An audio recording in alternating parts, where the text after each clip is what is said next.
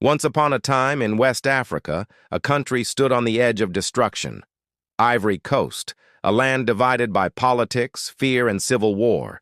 Streets burned, families fled, brothers became enemies. The people had lost faith in peace, in leadership, in each other. But destiny had a plan, and that plan wore the number 11 jersey. His name was Didier Drogba. Born in poverty, raised through struggle, Drogba had one dream: to make his people proud. While bullets flew back home, Drogba chased a ball across Europe's green fields. Football became his escape, but one day it became his weapon for peace. In 2005, the Ivory Coast national team qualified for the World Cup, for the first time in history. For a country torn by war, it was a miracle.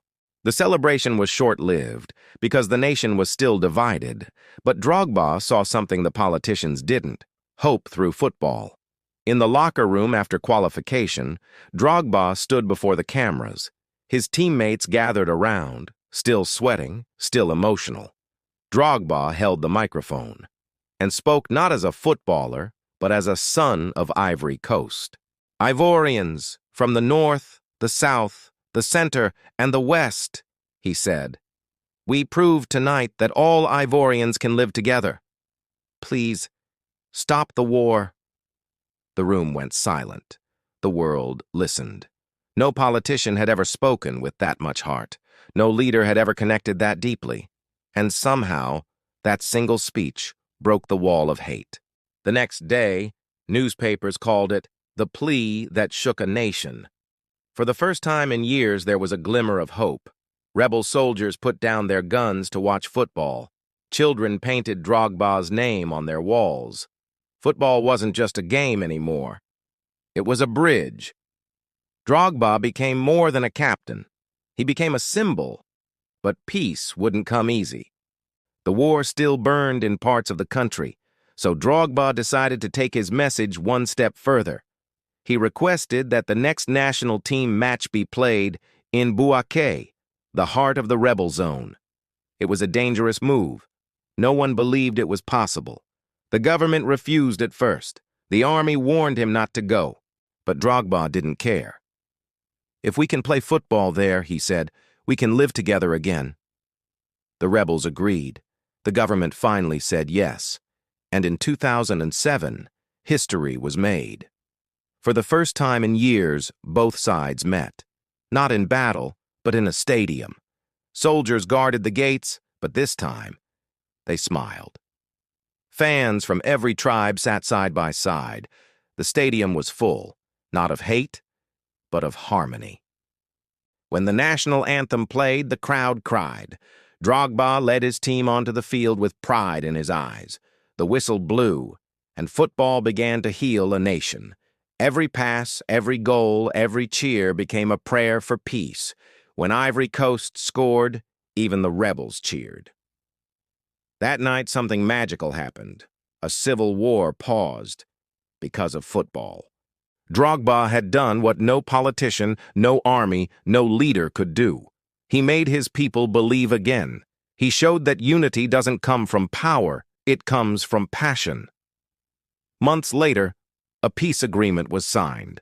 The country began to rebuild, and at the center of it all stood one man, a footballer, not a soldier. Drogba never claimed to be a hero. He always said, "The real heroes are the people who chose peace." But the world knew. He was the spark. His words reached every heart that once carried hate. His actions gave meaning to every goal he ever scored. Football gave him fame, but compassion gave him purpose. The Ivory Coast would never be the same again. Drogba's message spread beyond borders. He proved that sport isn't just about winning, it's about changing lives. In Africa, they called him the peacemaker. In Europe, he was the king of Stamford Bridge. But at home, he was simply Didier, the man who gave hope. Today, children in Ivory Coast still chant his name, not just because he scored goals, but because he stopped a war. His speech is still played on radio stations every year. It reminds people that peace is possible, that courage can come from anywhere, even from the voice of a footballer. Football is more than a sport. It's a language that every heart understands. It doesn't care about color, tribe, or politics. It unites where everything else divides. Drogba didn't just change a game, he changed a generation. And that's what true greatness looks like. Not just lifting trophies, but lifting people. Not just scoring goals, but scoring peace.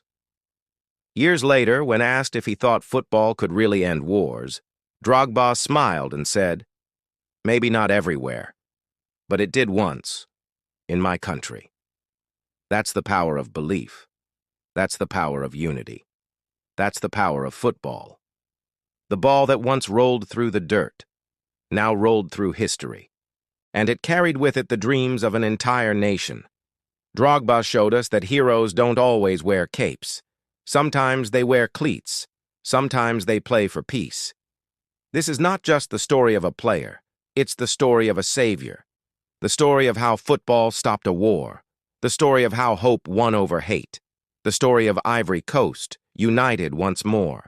And the story of one man who proved that even in the darkest times, the light of the game can shine through. Didier Drogba, the man who made football a force for peace,